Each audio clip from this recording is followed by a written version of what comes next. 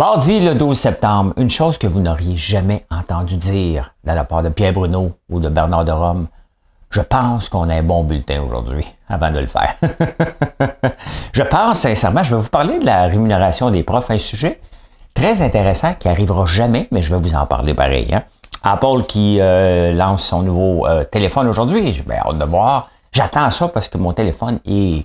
La batterie est fatiguée.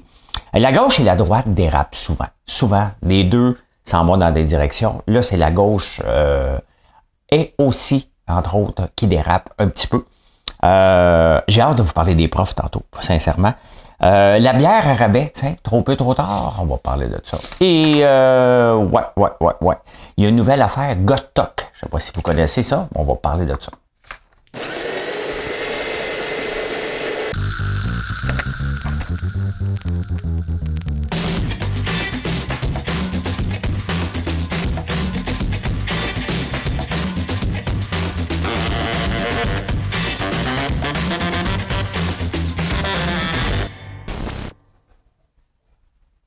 J'aime ça, faire ce show-là. J'aime ça, fouiller les nouvelles. Il y a des matins que c'est tough trouver des nouvelles, puis il y a des matins que c'est tough trouver des nouvelles, puis tout à coup, boum, boum, boum, boum, boum, ça déroule. Ben, c'est à peu près comme ça ce matin. Quand j'ai commencé à lire les journaux, je suis tombé juste sur mon ami Alain Reyes qui va quitter la politique. Et après son mandat, il va continuer son mandat. Il est devenu indépendant suite à la rentrée de Pierre Poilievre. Il avait donné son appui à Jean Charest. Et c'est un homme que j'aime beaucoup, Alain Reyes. Je l'ai rencontré quelques fois parce que dans le temps d'Andrew Scheer, Alain Reyes m'avait approché pour me présenter au Parti conservateur. Et j'avais été prendre un café ou deux ou trois, peut-être avec lui. J'ai été à Halifax à sa demande aussi. Et finalement, j'ai décidé de ne pas me présenter en politique. Mais si j'y avais été, dans le fond, j'ai rencontré 2 fois les lieutenants. Hein. Une fois, c'était Pablo Rodriguez qui travaillait pour Trudeau, bien entendu, le ministre. Et l'autre fois, c'était Alain Reyes. Donc, Alain Reyes qui a décidé de quitter la politique. Ben, il fait bien. Je pense qu'il a fait le tour et il va être pas mal plus utile à la société, même si on peut dire ça, en retournant faire quelque chose. D'autres que député indépendant, tout seul dans son coin, ça devrait être plate un peu, là.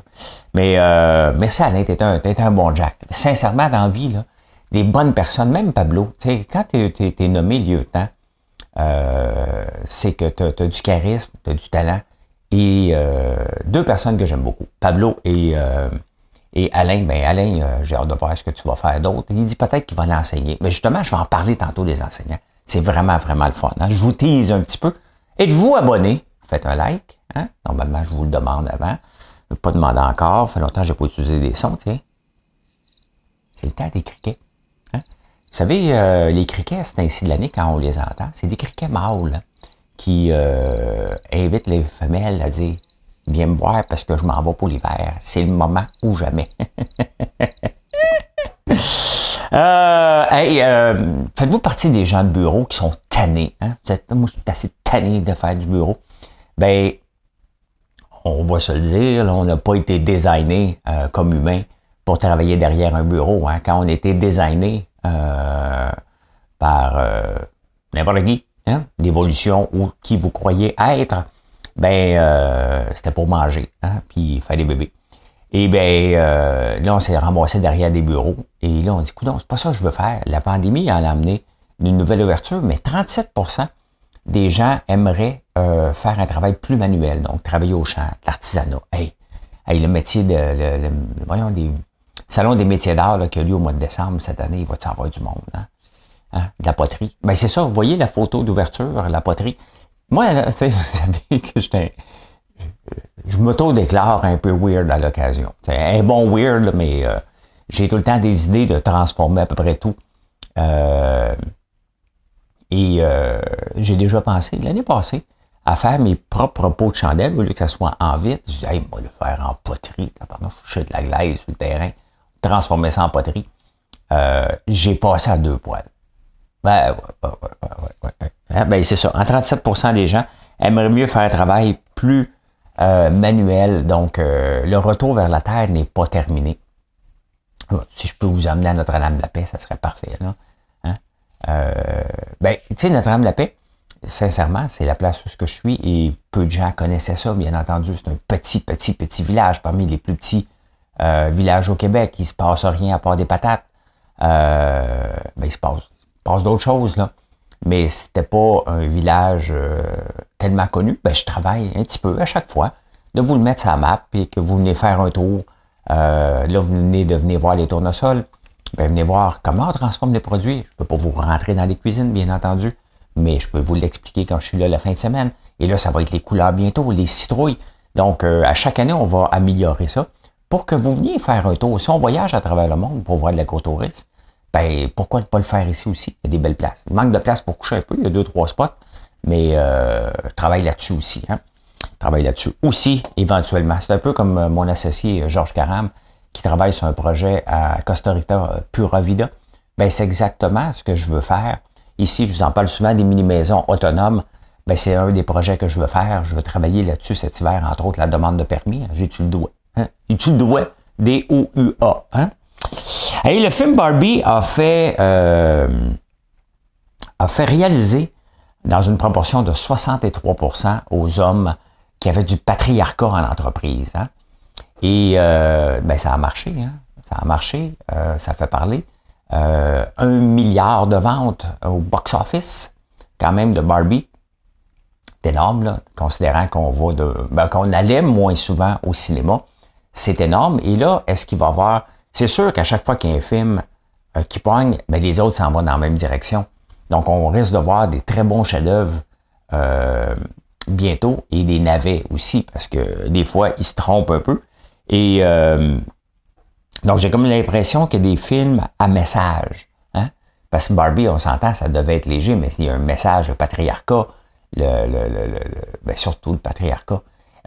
Surtout aux États-Unis. Ici aussi, dans les vieilles entreprises, mais dans les nouvelles entreprises comme la mienne, comme des entreprises techno nouveaux genres qui ont moins de 10 ans, le patriarcat n'existe plus bien. C'est vraiment dans les grandes et les anciennes entreprises qu'on voit ça. Il n'y a plus de place au patriarcat, mais bref, 63% des hommes ont réalisé qu'il y avait ça dans leur entreprise. Moi, j'ai entendu ça, ce mot-là, dans Big Brother. Le Boys Club, le patriarcat. Ça, c'est les défaites des perdants. À Big Brother, je parle, bien entendu. Quand on trouve d'excuses. Là, ça va être juste un Boys Club, là, vous éliminez les femmes. Non, vous vous éliminez vous autres mêmes. Faites la liste des premières femmes qui sont parties pendant que j'étais là. Je vous donne pas de nom. Je nomme pas de nom. Mes avocats dorment à cette heure-ci. Au Québec.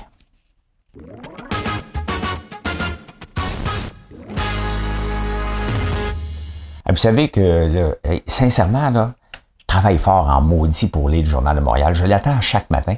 Ce matin, il n'y a aucune nouvelle intéressante. Dans la presse, il y avait juste Alain Reyes. Sincèrement, nos journaux, il va falloir qu'ils se beef up un peu si on veut les lire. Il ne faut pas qu'ils se demandent pourquoi on se désintéresse. Le Journal de Montréal, c'est la première page, c'est pour annoncer les nouvelles émissions de télé qui s'en viennent. La deuxième page aussi, et la troisième page aussi. Puis après ça, quelques chicanes de clôture. Il n'y a rien dans les finances. Faut regarder, faut arrêter de blâmer constamment Meta et les autres pour notre déconfiture. Il faut regarder qu'est-ce que vous offrez. Est-ce qu'on achète vraiment le journal pour se faire dire à soir, écoute la télévision? Non. Un journal, c'est pour s'informer. Il y a le bureau d'enquête du Journal de Montréal qui fait des grosses enquêtes. On dirait que la presse a copié parce que là, les journalistes sont devenus plus des chroniqueurs, moins journalistes. Donc, ils vont moins vérifier leurs faits. Et l'équipe se renouvelle. Il y a des forums maintenant, donc puisqu'ils ne peuvent plus discuter sur Facebook, se sont renouvelés. Donc, on va aller discuter sur la presse. On va voir ce que ça va donner. C'est pas nouveau, mais tant mieux. Et là, j'ai vu l'équipe d'enquête. Eux autres aussi font des enquêtes. Ça, c'est pour donner aux journalistes. Les journalistes, techniquement, c'est ça que tu fais de l'enquête. Mais la presse, elle a quand même bifurqué pour prendre énormément d'articles du New York Times.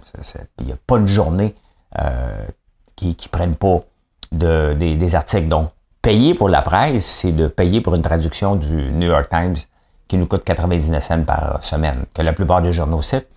Mais là, il y a un bureau d'enquête, donc ça devrait être sérieux. J'ai hâte de voir. Hein? Au moins, je trouve que la presse essaie des choses. Hein? Le Journal de Montréal n'essaie rien. Absolument rien. Je travaille fort. Tous les matins, je me dis, des fois, il arrive pas. Tu sais? Fait que là, je lis, j'attends avant de pouvoir enregistrer. Puis là, je le lis, je me dis, mais pourquoi j'ai entendu? Hein? Pourquoi j'ai entendu? Eh bien, un des journaux que vous savez que j'aime beaucoup, puis j'en parle régulièrement, c'est le journal Le Temps en Suisse. Vraiment intéressant. Aujourd'hui, je suis tombé sur un bijou. Sincèrement, la rémunération des profs. Tous les profs ici sont payés sur une base d'ancienneté, hein, de bac ou de maîtrise ou de doctorat, mais mettons bac et maîtrise. Après ça, c'est l'ancienneté point final. Hein. C'est l'ancienneté dans notre système d'éducation, dans notre système point, qui fait foi de tout. Hein. Pas les compétences. En Angleterre, les profs ne sont pas tous payés pareil. Hein? Un prof, mettons, de mathématiques est plus payé qu'un prof de géo ou de sciences humaines sans maths. Là, c'est sûr qu'on touche un sujet qui n'arrivera jamais ici. J'en parle, mais ça n'arrivera jamais. Personne ne va oser ouvrir ça. Cette une boîte de Pandore qu'on dit, peut-être, ça n'arrivera jamais, mais je trouve ça super intéressant parce qu'il y a un décrochage des profs, des élèves vers les mathématiques. Hein? Les élèves qui passaient des examens en 87, dans une proportion de 90% en mathématiques et en sciences, sont rendus seulement 10% qui sont capables de le passer. C'est pas qu'on est devenu nono, c'est pas qu'on dépend de la calculatrice, c'est que les études de septembre ont démontré que des intérêts parce que les professeurs ne sont pas aussi qualifiés. C'est sûr que si tu veux apprendre, ça te prend quelqu'un qui est passionné. Donc, ici, ben, l'ancienneté fait foi de tout. Hein? Donc, il y a une tâche à combler, ben, ça se peut que tu te ramasses à combler ta tâche, à faire des mathématiques. Hein? Donc, il n'y a pas... il y en a qui font carrière là-dedans, mais ce qu'on veut, c'est ce que la Suisse tente de faire et que l'Angleterre tente de faire, et même la France aussi veut faire ça, c'est d'amener vraiment des mathématiciens passionnés venir enseigner. Il y en a, mais c'est pas juste ça. N'oubliez pas, c'est l'ancienneté et de combler une tâche qui est très important. Donc, est-ce qu'on serait ouvert à revoir la rémunération selon le type d'enseignement? Hey, ça capoterait. Hein? Tu penses que la géo, c'est moins important que la maths? Peut-être pas, mais est-ce que ça demande des mêmes types de qualifications? Ça arrivera pas, mais maudit que je trouve ça intéressant de regarder, sortir de la boîte et comprendre pourquoi, tu sais, pour comprendre pourquoi les élèves se désintéressent, puis on essaie de trouver 1000 patentes, faut aussi regarder du côté des profs, leur passion. Hein? C'est sûr que quand c'est basé juste sur on prend notre retraite, puis croyez-moi, là, mon frère est professeur. Hein? Donc, c'est pas un bitchage contre les profs que je fais, c'est contre le système. Est-ce que le système peut être revu? Est-ce qu'on doit revoir le système définitivement? Est-ce qu'on doit laisser tomber l'ancienneté puis regarder les compétences, regarder l'intérêt que ce prof-là suscite par rapport aux élèves? Ça n'arrivera pas. Mais maudit que c'est intéressant, regarder ce qui se fait ailleurs et ce qui marche, puis qu'on ne l'appliquera jamais ici. Hein? Tombez sur la tête.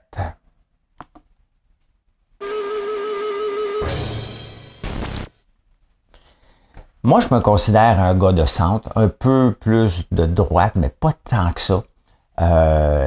Parce que la droite, pour moi, c'est l'économie. C'est de gérer avec le gros bon sens. Et là, je ne suis pas devenu un défendeur de Pierre Poilievre, loin de là, parce que le problème avec la droite, c'est qu'ils pensent en gérant, ils pensent avec raison de gérer un budget en bon père de famille. Enlever, j'oublie, c'est pas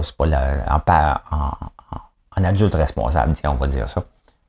Parce que ça fait patriarcat, bon père de famille. Je viens d'en parler. Mais c'est une expression qui était là depuis longtemps. Et la droite dérape quand ça vient des affaires personnelles. Et ça, je n'embarque pas là-dedans. Et c'est pour ça que je suis orphelin de droite. Il n'y a aucun parti qui me représente vraiment. Là. Brian Mulroney, je m'ennuie de Brian Mulroney et de Stephen Harper. Beaucoup. Hein? Je dors pareil, là, mais je m'ennuie d'avoir un parti de centre-droite. On n'a pas de l'extrême droite ici, mais quand même, ça dérape toujours vers quelque part. La gauche aussi dérape complètement, hein, en faisant à croire que l'argent pousse dans les arbres. On a ces deux extrêmes, vous comprenez, là. On n'a pas des extrémistes ici, c'est deux extrêmes où ça dérape pour avoir des clics, et je ne comprends pas.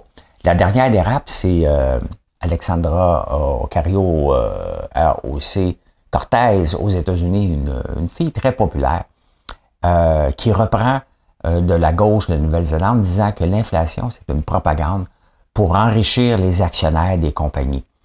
Il faut, ça, vous voyez, là, ça, c'est de la gauche qui dérape solide. Elle dit que l'inflation est inventée de toutes pièces pour enrichir les actionnaires des compagnies. Donc, ça me coûte plus cher, il faut que je monte les prix. Il y en a qui ambitionnent, là, mais ça, le marché s'en occupe. Je vous ai parlé souvent de Sub Campbell. Sub Campbell a ambitionné un peu, puis il paye le prix. Là, hein? Je ne sais pas été voir le titre dernièrement, là, mais si on regarde, si on chantait ensemble des mots qui nous ressemblent. Campbell Soup Stock. Campbell Soup Stock. Ben là, ça a monté dernièrement. Hein? Mais si on peut voir sur 6 mois, regardez, là, ça remonte un peu, mais ça a mangé le volet parce qu'ils nous ont pris pour des imbéciles en montant les prix à l'infini. Mais c'est pas ça. L'inflation est là vraiment. L'inflation, elle existe pour une simple et unique raison. L'argent que le gouvernement a trop donné. Un peu ce que la gauche veut faire, tout le temps donner de l'argent à tout le monde, à part les riches, hein? Mais ça crée de l'inflation lorsqu'on pompe de l'argent dans l'économie. Et c'est ça que la gauche ne comprend pas, puis la droite comprend rien des droits des personnes. Donc la droite comprend les finances, la gauche ne comprend pas les finances, mais pas du tout. Et quand ça dérape, je comprends pas des gens qui sont en politique, sincèrement, et qui ont une pensée aussi complotiste, chacun de leur style à l'extrême. Là. Je comprends pas ça. Donc, l'inflation n'est pas une façon d'enrichir les gens. L'inflation est réelle parce que les gouvernements de gauche ont tout simplement donné trop d'argent au peuple et aux entreprises. Finance.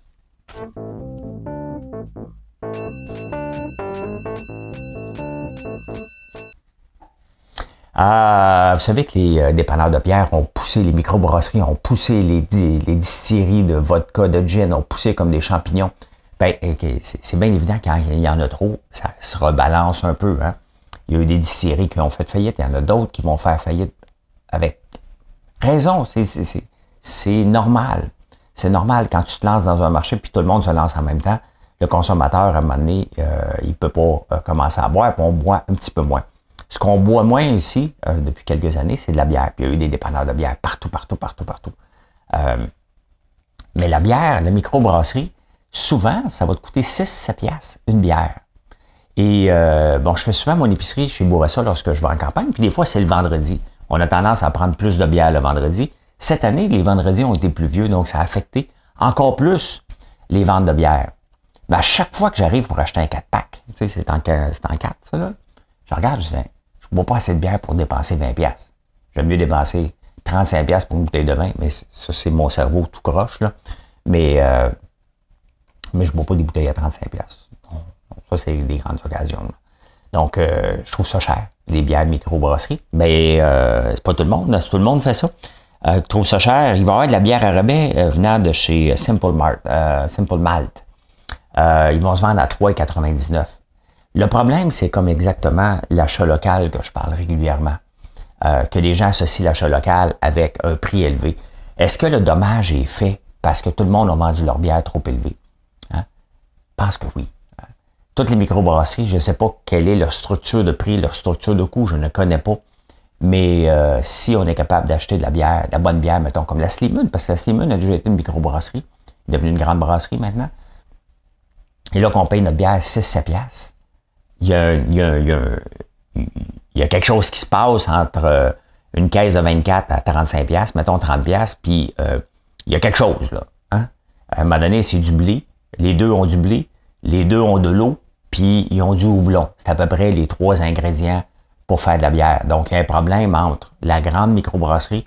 Je veux bien croire que les petits, mais c'est ça. Si t'es pas capable de compétitionner contre les gros, tu vas finir par mourir quand même que t'es artisanal, là. Tu sais, même si tu fais de l'artisanat, j'en fais de l'artisanat, là. mais on peut être contemporain puis compétitionner avec les gros en gardant nos coûts les plus bas. Donc, j'ai comme l'impression qu'il est un peu trop tard. Maintenant, on associe les bières locales à une bière chère. Vous avez couru après, tout simplement. Hein?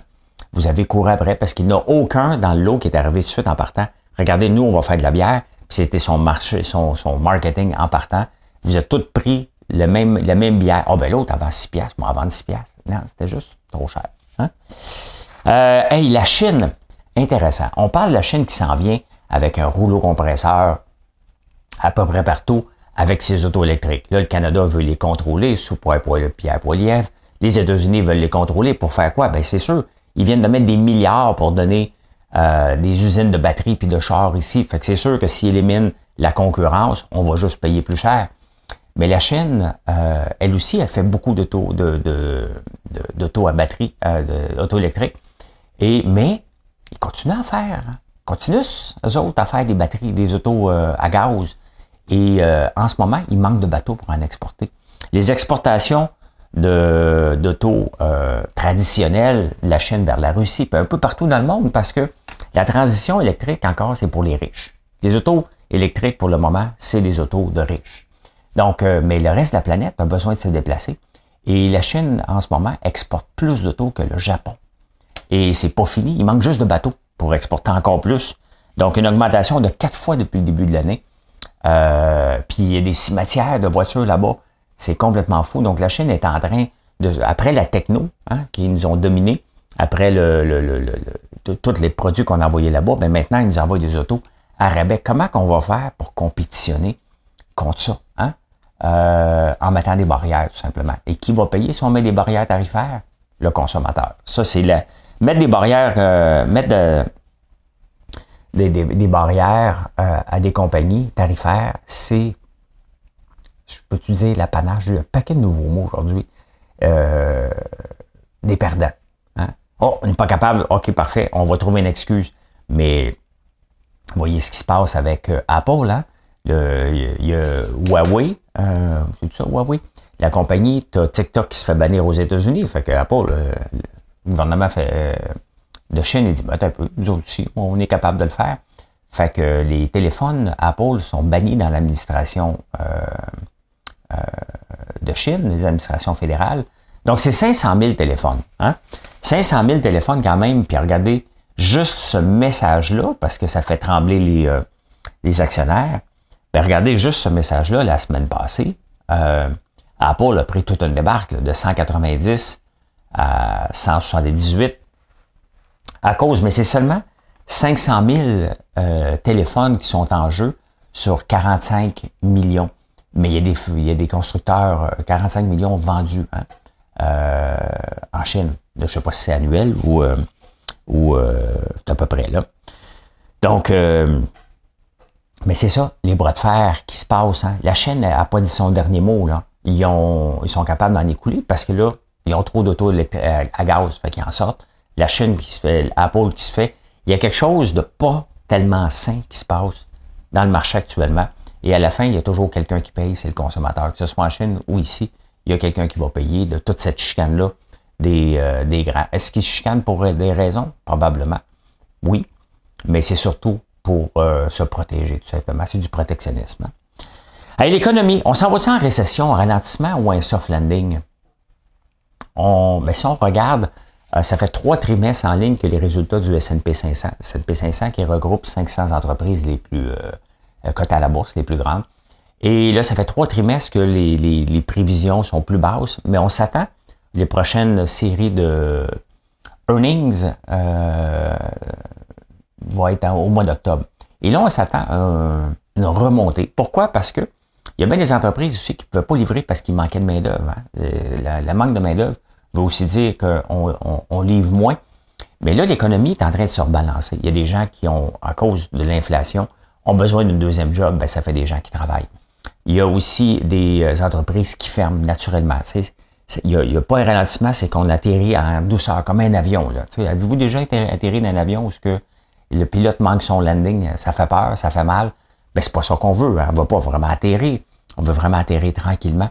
Et c'est ça que l'économie. Puis qu'est-ce qui arrive quand ça atterrit tranquillement? Ça peut repartir aussi. Ben c'est ça qu'on pense en ce moment. Une reprise qu'on peut dire, ça sera pas en V, en U. Mais tu sais, une reprise, c'est que ça descend. Ça n'a pas descendu beaucoup. Hein? Ça va descendre probablement en V, tranquillement. Là, on va s'asseoir un bon bout, on descend un petit peu pour remonter. Quand on va remonter, 2024, 2025, ce qui n'est pas si loin que ça. Ça, c'est mon feeling à la lecture des journaux que je fais, autre que le Journal de Montréal, et je ne pourrais pas trouver ça là-dedans. Mais je vais le savoir quel fils de Bob Boucher, hein, ou sa sœur, quelle famille, hein? Donc, ben c'est ça, il y a un rebalancement des travailleurs en ce moment. Donc, voilà, insolite.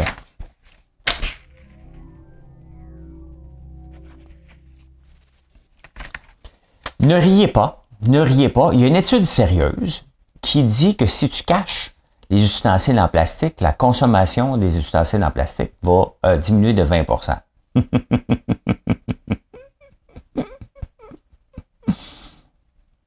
C'est vrai. Ben oui, si t'es caches, hein? Ben là, manger avec mes mains. Hein? C'est pour ça qu'on mange avec du pépita. Le pépita, c'est parfait pour manger avec les mains. Hein? Tu tamponnes comme ça. Ouais, dans les cafétérias, ils cachent les ustensiles, puis là, ben, il fait que les gens vont demander des ustensiles en bambou. Il y avait une raison pour faire on avait des ustensiles en plastique, hein. C'est que ça changeait pas le goût. Là, j'ai tout le temps l'impression avec les ustensiles en bambou que je gruge du bois. Je me sens comme un castor, tabarnouche, hein. Fait que ouais, ben, c'est ça. Si jamais tu cherches comment baisser les statistiques, cache les ustensiles en plastique, puis les gens vont s'amener des ustensiles en plastique d'ailleurs, hein. Ça goûte rien, le plastique. Il y a ça. Tu sais. Ah, il y a Elon Musk, son 11e bébé, mais on n'a pas su si c'est un gars ou une fille. 11e enfant. Hein? Lui avait déjà parlé contre le déclin de, voyons, Colin, de la natalité. Donc, il veut l'augmenter. Mais il fait sa part. Hein? 11 enfants, 3e avec sa femme actuelle. Donc, il y en a 8 avec d'autres personnes. Hey, lui, à la fin du mois, les pensions alimentaires, ça doit être lourd en tabarnouche. Je sais pas, je te dois combien. Là, t'es mon premier. OK, parfait. Hein? Vous savez comment il l'a appelé, son X, qu'on ne sait... Ah, c'est pour ça, hein? Son X, qu'on ne sait pas si c'est un gars ou une fille, il l'a appelé Technomechanics.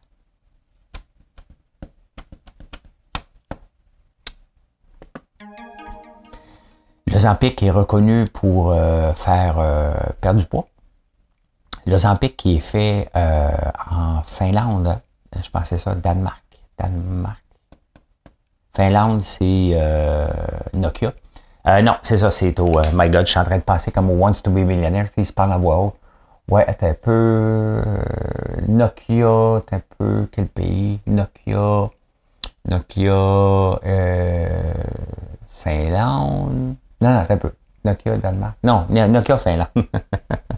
Donc, Ozempic vient du Danemark. J'en ai déjà parlé, hein, l'économie dépend maintenant d'Ozempic, ça a fait monter le PIB énorme. C'est comme si, en proportion gardée, là, c'est comme si, quelle compagnie qu'on pourrait dire là, qui exporte un peu. C'est comme si l'industrie du sirop d'érable ici là, serait tellement grosse, on exporterait dans tous les pays qu'on ne fournirait pas en tailler boulot. C'est à peu près ça. Là. Ça, c'est une joke. Ben là, il y a un problème de laxatif. Ozempic fait aide à faire maigrir, bien entendu, c'est fait pour le diabète. Ben, il y a un avantage, un effet secondaire intéressant. Mais là, sur TikTok, il y a GotTok. Et si tu veux maigrir, ça serait bon que tu nettoies. C'est parce que depuis la pandémie, on mange moins de fibres. Donc, on va moins souvent aux toilettes. Donc, GotTok dit, ben écoute, faut que tu prennes des laxatifs. Donc, il y a une pénurie de laxatifs mondiale en ce moment pour se nettoyer le système. T'as juste à être intolérant au lactose. Hein? Eh bien, voilà comment j'ai vu l'actualité en ce beau mardi. Venez nous voir sur françoislambert.one. Pourquoi .one? Parce que le .com était pris. Et ça ne devait pas être une entreprise. On se reparlera dans 20 ans. Si c'est devenu une entreprise, comme Michael Kors, comme Louis Vuitton, comme... Je rêve même pas à ça. C'est juste parce que vous me posez la question chaque fois. Hey, merci. Bye. Bonne journée.